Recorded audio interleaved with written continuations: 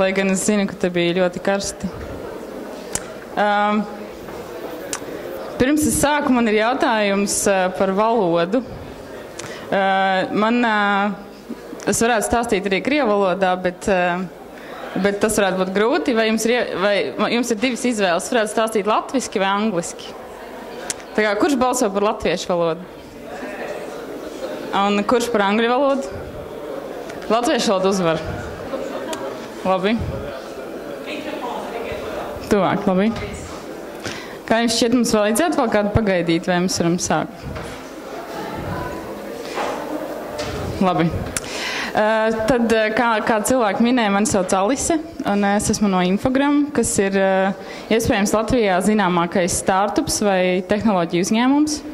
Un es šajā uzņēmumā strādāju jau no pirmās tās dibināšanas dienas, tāpēc man ir sakrājušās dažas mācības vai atziņas, kuras es gribētu ar jums padalīties ar tām. Un prezentācijas laikā man būs 5 mācības, ko es ieguvu strādājot pie Infogram. Un tā kā ir gadu mija, tad man vēl ir 5 tādi jaunā gada apņemšanās, kuras arī es gribētu ar jums padalīties. Varbūt kaut kas no tā noder arī jums. Slaidi būs angļu valodā, tāpēc, ja mūsu ciemiņi atnāk klausīties, tad viņi arī saprot. Bet par mani ir trīs fakti, kas varbūt mani raksturo. Viena lieta ir pieminētais Infogram, kurā es nodarbojos ar dizainu. Sākotnēji es darīju lietotāju saskarnes vai UI dizainu un infografikas. Un vēlāk es pārslēdzos pie produktu dizaina, un produktu dizains īstenībā izskatās tā, kā jūs redzat slaidā. Tas nozīmē skicēt un domāt idejas un pētīt tās ar lietotājiem un mērīt datus, kā mūsu idejas, īstenotās idejas strādā vai nestrādā. Un tālāk strādāt ar vizuālajiem dizaineriem, kas to īsteno.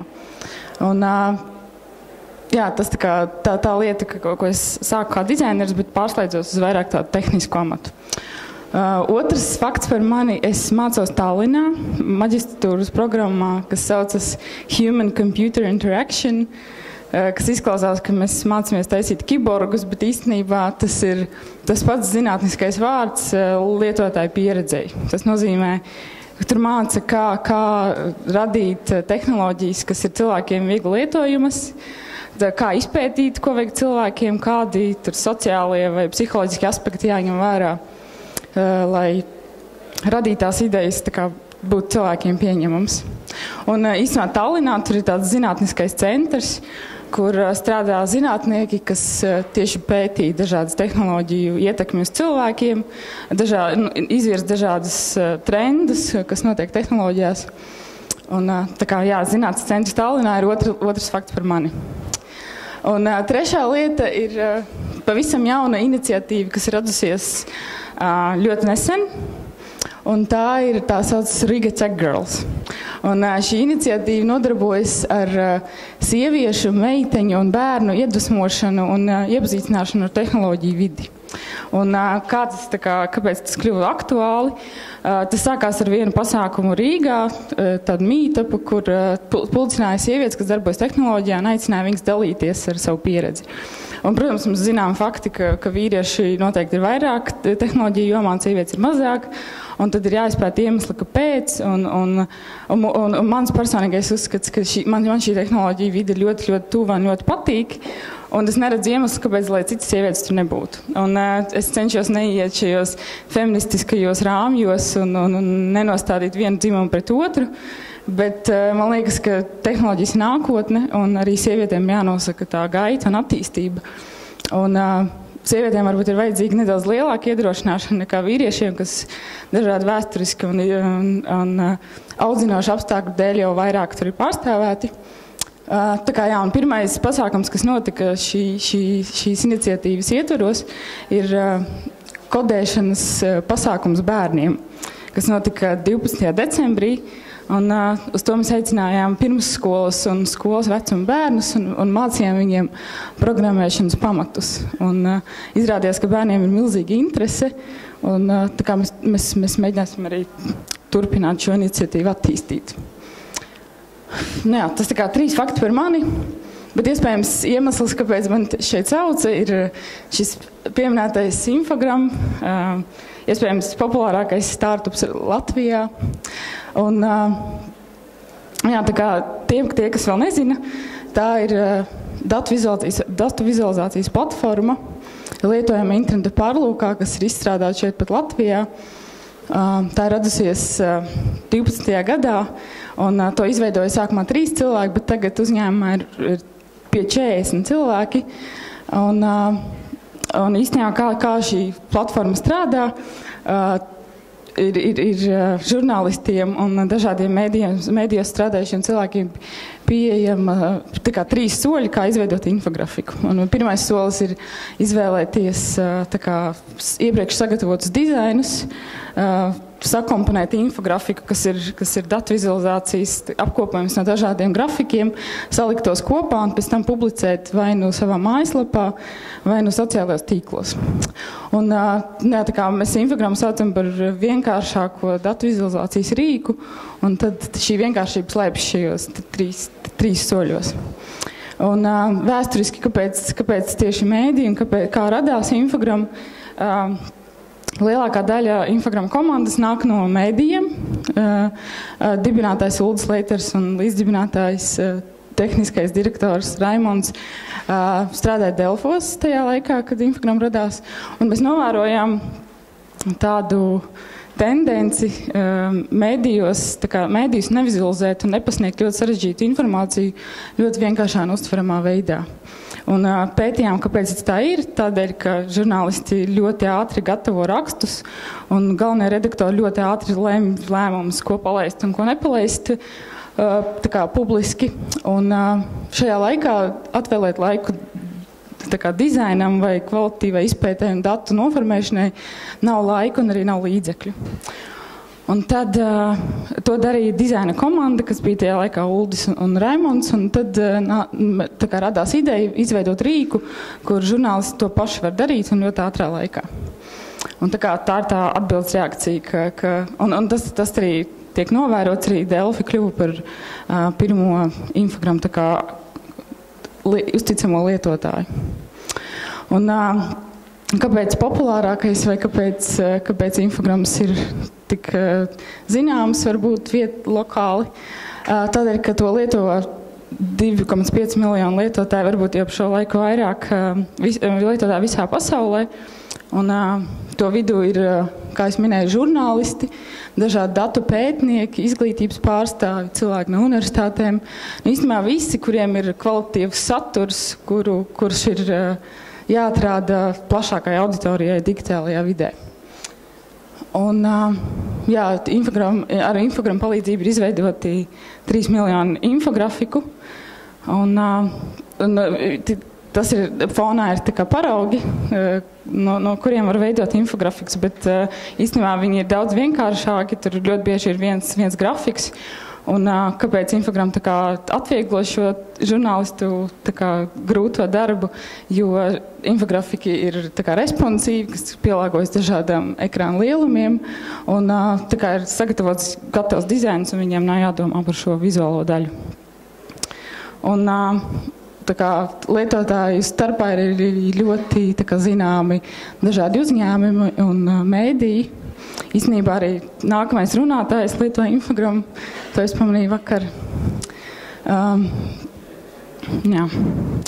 Un varbūt arī viens iemesls, kāpēc mani šodien šeit sauc, ir dažādi apbalvojumi, ko Infograms ir saņēmis digitālajā vidē, dažādi pasākumi, piemēram, Next Web ir viena no lielākajām tehnoloģiju konferencēm Eiropā, kas mūs nodauc par labāko startupu pagājušajā gadā.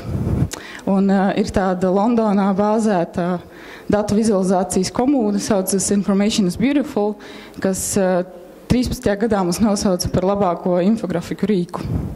Un tad San Francisco ir tāds arī tāds tehnoloģiju pasākums, kas mūs nosauc par top inovatoriem, jo šo vienkāršo veidu, kā radīt datu vizualizāciju, nebija neviens tā kā darījis. Bet viens tāds komisks, pat ne komisks, bet viena no pēdējām balvām ir Lijā piešķirtā labākā mazā vai vidējā uzņēmuma apbalvojums. Un kas ir ļoti interesanti, jo mēs esam gan 4 šos pastāvēšanas gadus cīnījušies un mēģinājuši pierādīt, ka startups nav tas pats, kas mazs vai vidējs uzņēmums. Jo mums nedara tie paši nodokļi, mums tā kā investīcijas, ko mēs saņemam no starptautiskiem investoriem, nav tas pats, kas ienākumi, un pret mums nevar izturēties tāpat kā pret mazu uzņēmumu vai mikro uzņēmumu. Bet vienalga, viņi piešķir mums balvu tieši šajā kategorijā, pret kuru mēs tā kā cīnamies. Un runājot par ģeogrāfiju, tā infograms izskatās uz kartes, kur lietotāji, kā es minēju, ir visā pasaulē. Un infogram biroji ir 3 pasaules vietās, tā ir Rīga, San Francisco un Sidneja. Rīgā bāzējas tā kā galvenā komanda, izstrādātāji, dizaineri, pārdošana. San Francisco ir mārketings un pārdošana, un Sidnejā arī ir pārdošanas punkts. Bet Visual Loop Brazīlijā tas ir mūsu partneru tā kā blogs, kas apkopo trendus un labas lietas datu vizualizācijā, un mēs piespēlējam idejas viņiem un cilvēkus, un viņi tāpat dara arī mums. Un sarkanie punktiņi, tā ir tā saucamā infogram vēstnieku komanda, kas ir visā pasaulē esoši datu vizualizācijas entuziasti un žurnālisti, kas rīko dažādus pasākumus, kur viņi stāsta, kā pareizi veidot stāstu ar datiem un kā datus vizualizēt un kā viņus atrādīt plašākai auditorijai. Un, protams, kā lietot infogramu, bet tas tā kā otršķirīgi. Un šie vēstnieki ir tā kā brīvprātīgi pievienojušies šai kustībai, viņi par to saņem uzlīmju komplektu un tēkreklu, bet šīs tīkls strādā un ļoti daudzas pasaules vietās, piemēram, Āfrikā, Ganā bija ļoti interesants pagājušā nedēļa workshops, kur stāstīja datu stāstus. Un tad, tās 5 lietas, ko es solīju, ko infograms man ir iemācījis. Visu šo 3 vairāk gadu laikā, kad mēs pie tā strādājām. Un viena no tām lietām ir ļoti svarīgi ir būvēt savu tā kā sociālo tīklu, un ļoti svarīgi ir dalīties ar savām idejām jau no pirmās dienas, kad kāda ideja ir ienāks prātā. Un kāpēc man liekas tas ir svarīgi, jo tas man ir tāds novērojums. Dažādos pasākumos, piemēram, Rīgā, Mītupā, ļoti bieži ir cilvēki ar idejām, kuri pienāk un saka, man ir viena ideja, tu varbūt vari dot padomu. Un tad es saku, labi, kas tā pa ideja, un cilvēks saka, es nevaru teikt. Viņi vēl nav gatavi, es negribu dalīties, un varbūt vienkārši pastāstiet, kā jums tur gāja, un kā jūs izdarījāt to vai to. Un tad mūsu tā kā mācību, ko mēs esam guvuši, jo vairāk mēs stāstām, pat negatīvas un jocīgas idejas, jo vairāk cilvēki dalās ar savām domām, un jo vairāk viņi iesaka un iepazīstina ar nākamajiem cilvēkiem, kas ir jāzina. Tā kā jebkur dalīšanās nes vairāk nekā liekas sākotnēji. Un ar to sociālo tā kā kapitālu, ko es biju domājis, tas ir arī iet uz ļoti, ļoti proaktīvam savā vidē, iet uz mītupiem un arī tieši dalīties ar ieguvumiem un zaudējumiem, kas ir gūti kaut kādu ideju izstrādē. Un nākamā lieta ir tieši ieguvumi no šī dalīšanās procesa. Un man aicinājums ir izmantot, tā kā iemīt staciņas un izmantot jau gūtas patiesības. Un mūsu gadījumā vai startup vidē šis ir ļoti pateicīgs tā kā princips, jo startup vidē viss tā kā pirms tam ir izdomāts. Tur ir gatavas panākumu formulas. Lai iegūtu panākumus, varbūt ir jāpievienojas kādam tā kā akceleratoram, tas tā kā biznesa inkubatoram vai jebkurai organizācijai, kas palīdz jaunām idejām tā kā attīstīties. Un tieši to mēs arī darījām. Tā kā pirmajā rindā ir dažādi reģionā esoši inkubatori, kuros mēs mēģinājām tikt, bet netikām. Un tad pat brīdī, kad tu prezentē savu ideju žūrijas priekšā, žūrijas jautājumi un žūrijas tā kā komentāri palīdz ievirzīt ideju pareizajās sliedēs, un arī tas ir jāizmanto. Pieņemsim, Startup Sauna ir akcelerators, kurā mēs tikām, un tas ir Somijā Helsinkos bāzēts biznesa inkubators, kurā mēs arī ieguvām ļoti vērtīgas atziņas.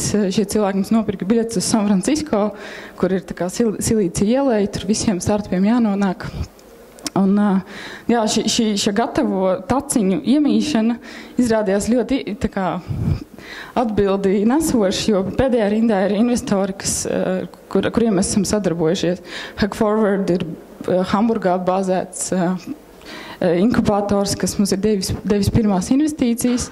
Point9 Capital un Connect Ventures ir otrais investīcija rauns, ko mēs ieguvām, un tas ir Berlīnē un Londonā bāzēti inkubatori. Bet, es domāju, pat ja ne startup industrijā, tad noteikti visās citās industrijās ir arī šīs iemītās taciņas, kur varbūt idejām ir jābūt inovatīvām un jaunām, bet līdz panākumiem var nokļūt jau caur gatavām formulām. Un tas ir mans aicinājums. Vēl viena mācība, ko es ieguvu strādājot salīdzinoši kā dizaineris kādā reklāmas aģentūrā vai dizaineris kā freelanceris, un tad dizaineris kā startupā, es varu salīdzināt pilnīgi divas dažādas darba pieejas. Un man liekas, tā pirmā šī ownership ir tā, ko es mēģināšu īstenot jebkurā vidē, kur es strādāju. Un ar ko viņas atšķiras, ka labi esošā ir tāda klasiskā klients un dizainers, tās klasiskās dizainers un klients attiecības, kur klientam ir vajadzība, dizainers to izpilda, klients komentē, un tad viņi abi strādā pie šīs vienas lietas, un tad ir rezultāts. Un šī atbildība par darbu ir sadalīta. Tik, cik klients ir uzprasījis, vai cik viņš samaksās, tik dizainers izdarīs, un cik dizainers to saprot un uzskata par pareizi, tik viņš izpilda. Un tad viņi abi veido šo visu ideju vai produktu.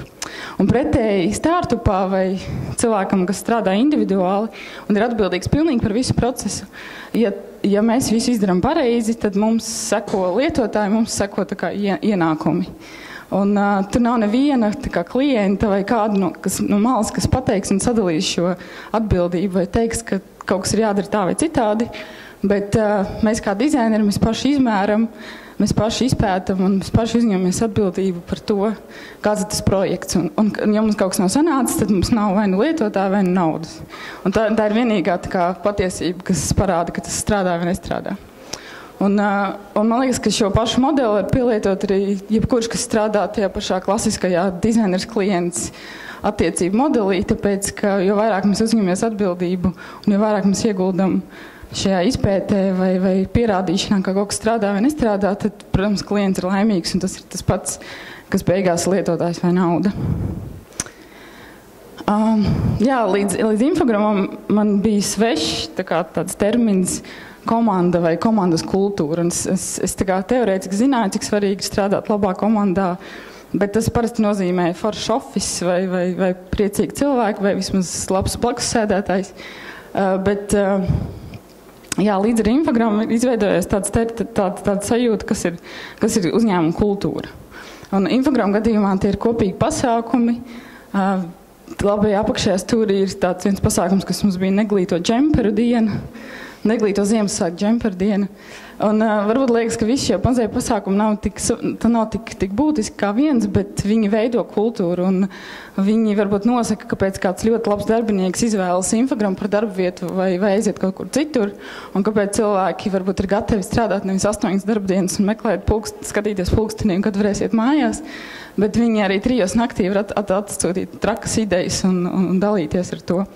Un pa vidu ir tā saucamais infogramu nacionālais dzīvnieks vārdā GIFO, kas ir katram jaunpienākušajam darbiniekam, mēs uzzīmējam savu jauno GIFO, un tad šo dzīvnieku var lietot uz krūzītēm vai krekliņiem, bet vienalga ir tāds iniciācijas welcome pasākums, ko katram jaunpienākušajam darbiniekam veltām. Un šī visa kultūra, viņi pat var nav vārdos uzrakstīt, vai es zinu, ka lielos uzņēmumos, piemēram, Google ir brošūras, ko izdala katram jaunajam darbiniekam, kur uzraksta vērtības, kas ir uzņēmumā. Mums tā nav, bet ar katru dienu strādājot var nolasīt šīs mazās vērtības, kas mums ir svarīgas. Tā kā vēl viena lieta, ko es iemācījos, ir fokus, kas ir jātur izstrādājot ideju. Jo ļoti bieži sevišķi agrīnā uzņēmuma stadijā ir kārdinājums darīt papildu lietas un pārbaudīt ļoti daudz lietas vienlaicīgi un tad darīt to, kas strādā. Un šis tā kā ekrāna šāviņš ir piemērs no viena projekta, pie kura mēs strādājām brīdī, kad mums bija tā kā mēs meklējām finansiālus resursus, un viens no tiem bija sadarbība ar Microsoft. Un mēs izstrādājām tā kā spraudni vai pluginu Excelim, kuru varēja ielgoties infogramā un izveidot Excelī čārtu, lietojot infogramu. Un kaut kādu dažu mēnešu pastāvēšanas laikā, kopš šis spraudnis bija Microsoft tā kā aplikācija tirgu, viņu lejuplādēja tieši 2 cilvēki. Un mēs pie šī projekta strādājām vairākus mēnešus un pierādījām sev šo patiesību, ka pat, ja ir finansiāls grūtības, ja mēs novirzamies no fokusa, mēs iztērējam ļoti daudz mēnešus un ļoti daudz resursus blakus lietās, bet galvenais produkts kā infograms, viņš joprojām netika attīstīts, un mēs ieguvām 2 lejuplādes. Un vēl bija dažādas kļūdas, ko mēs pieļāvām. Līdzīgi šim tajā pašā laikā, kad strādājām pie šī projekta, bija tāds projekts video infografikas, kuru finansēja Somu mēdīju attīstības fonds. Un arī šajā laikā mēdīju fonds deva naudu, mēs paspējām izstrādāt prototipu, bet tālāk šo prototipu nevarēja ne palaist, ne iekasēt par to naudu. Un atkal vairāk mēnešu laikā fokus no galvenās idejas tika novirzīts kaut kur citur. Un tā atgriezniskā saite no šīm blakus lietām ir ļoti niecīga. Un daudzi startupi, piemēram, strādā ar klientiem, vai daudzi programmētāji dara kaut kāds papildus darbs, un tad tā galvenā pamatideja tā kā stāv uz vietas. Un tā ir mana tā kā mācība to nedarīt. Un tad ir tās 5 jaungada apņemšanās, ar kurām es solīju padalīties. Un pirmā ir fokusēties uz punktu A un punktu B, tā vietā, lai izdomātu ceļus, kā es tur nonākšu. Un tas ir iegūts ne tikai pieredzē ar infogramu, bet ar visiem citiem projektiem, jo ir ļoti svarīgi nodefinēt to panākumu formulu, kuras griba nonākt, un būt arī fleksiblam šo to punktu B pārdefinēt, bet nekad neuztraukties un nefokusēties uz veidu, kā es tur nonākšu. Jo tā ir tās lietas, ko es nevaru paredzēt, bet to tā kā vēlamo rezultātu, tas ir tas, uz ko es tā kā varu tiekties. Un ļoti bieži tas notiek arī Tallinā studējot, kad kaut kādu daudzo projektu rinda, kas stāv neizstrādāta, nomāc, bet ja es atceros to galveno mērķi, kāpēc es tur devos un kāpēc es to uzsāku darīt, tas ir tāpēc, lai kļūtu gudrāka nekā es biju pirms tam, tad viss, ko es daru pa vidam, ir tieši saskaņā ar šo tā kā noformulēto panākumu definīciju. Un tāpēc es aicinu, formulēt šos punktus B, bet nekad neuztraukties par ceļiem, kā jūs tur nonākat. Vēl viena tāda gada izskaņā iegūta tāda apziņa vai lieta, ko es centīšos darīt nākamajā gadā, ir tā kā pieķerties lietām, par kurām es esmu ļoti pārliecināta vai kaislīga, vai tā teikt, ar ugunīm acīs var darīt kaut kādas lietas. Un iedvesmas avots ir Infogram tā kā idejas autors Uldis, kuram ir ļoti tāda super spēja pieķerties dažādām lietām un darīt to tā kā 24 stundas diennaktī, un līdz ko viņam pazūd šī interese vai kaisle to darīt, tā viņš ķeras pie nākamās lietas, kas ir atkal šo 120% atdevi. Un viena no pēdējām lietām, ko viņš dara, ir startupu ekosistēmas attīstīšana tuvajos austrumos, kas ir Irāna un Ēģipte. Un sākumā likās traki, bet ja viņam sagādā milzīgu prieku mēnešiem ceļot pa tuvajiem austrumiem un pulcināt uz vienas rokas pirkstiem saskaitāmos startupus un dibināt tur akceleratoru, un Infogramam vairs nav laika, tad tas ir tas, ko viņš tieši dara, tāpēc, ka viņam tas liekas ļoti tā kā vērtīgi. Un, man liekas, ir pienesums, kas ir cilvēkam, kas ir ļoti, ļoti kaislīgi nododās kāda ideja, salīdzinoši ar cilvēku, kas ir tāds remdens, kaut kādās lietās ir, man liekas, daudz vērtīgāk tā kā skriet pēc tām idejām, kamēr viņas vēl ir tā kā karstas. Vēl viena lieta, ko es mēģināšu mācīties vai apgūt, ir tā kā dažādu lietu palaišana. Varbūt ekrānā viņš nav tik ļoti labi nepaskaidro šo ideju, bet tas ir piemērs no vienas infogrammu sadaļas programmatūrā, kas ir tieši šī datu apstrādes daļa, kas ir ļoti, ļoti grūti lietojami, jo viņi ir klasiski kā Excelī. Un it kā mēs cīnāmies par šo datu vizualizācijas vienkāršību, bet šī ir sadaļa, kas ir palikusi vēl tikpat sarežģīta, kā ir jebkuros citos risinājumos. Un ir ļoti grūti atrast kaut kādu veidu, ko cilvēki uzreiz pārņems un uzreiz lietos. Un tā vietā, lai es ļoti, ļoti ilgi uztrauktos par šo problēmu un uz to fokusētos, es tā kā mācos viņu palaist, tāpēc, ka cilvēkiem ir savi tā kā lietošanas ieradumi, un viņi ir pieraduši šo lietot, tāpēc varbūt viņi nemaz tik ļoti neuztraucas par šo sadaļu, kas nav atrisināta, un var risināt kaut kādas citas problēmas tepat laikā. Un varbūt, jā, šis konkrētais piemērs ir no Infogram, bet ir ļoti daudz lietas ikdienā, kuras vienkārši jāiemācas palaist. Un vēl viena lieta, ko es tā kā mēģināšu darīt, un tas nav tikai ekrānšāviņš, kas to parāda, bet tā kā izvirzīt sev vairāk izaicinājumus un tiem sekot. Un viens no maniem lielākajiem šī brīža izaicinājumiem ir programmēšanas apgūšana, ko es daru ļoti lēni, ko šajā laikmetā var izdarīt daudz ātrāk, bet ir daudz arī publiskā runa, ir viens no izaicinājumiem, un katru reizi, kad ir kāds aicinājums šo apņemšanos kairināt, tad es tā kā apņemos teikt jā un darīt to pēc iespējas vairāk. Vēl viena tā kā mācība vai lieta, ko es tā kā gribu turpināt darīt, ir darīt lietas tikai prieka pēc. Ir no dažādiem pagātnes notikumiem pierādījies, ka šīs prieka pēc darītās lietas pēc tam īstenojas par jauniem uzņēmumiem, par jauniem izaicinājumiem, jauniem ceļojumiem un tam līdzīgi. Šis konkrētais attēls ir no hakatona vai spēļu izstrādes tā kā darbnīcas. Hakatons nozīmē diennakts laikā vai dažreiz ilgāk cilvēki strādā pie vienas idejas, un komandas ietvaros parasti ir izstrādātāji un dizaineri un varbūt kāds biznesa cilvēki, kas īsteno vienu ideju un izveido šīs diennakts beigās prototipu tai. Un mēs konkrēti šajā gadījumā Tallinā piedalījāmies spēļu hakatonā, un mēs 48 stundu laikā, tā kā 2 dienu laikā izstrādājām spēli, un mēs šo pasākumu vinnējām. Un es izdomāju piedalīties šajā pasākumā tieši stundu pirms šis pasākums notika. Un tagad šī spēle ir tā kā darbs pie tās arī turpinās. Un iespējams tā būs ļoti populāra un forša spēle nākotnē. Bet, jā, šis bija piemērs, kad es darīju kaut ko pilnīgi priekam, tāpēc, ka es nekad nebiju strādājis pie spēļu izstrādes. Un tā tas īstenojās ar naudas balvu un konfektēm un pieredzi. Jā, tas īstenībā ir arī pēdējais, ko es gribēju jums pateikt.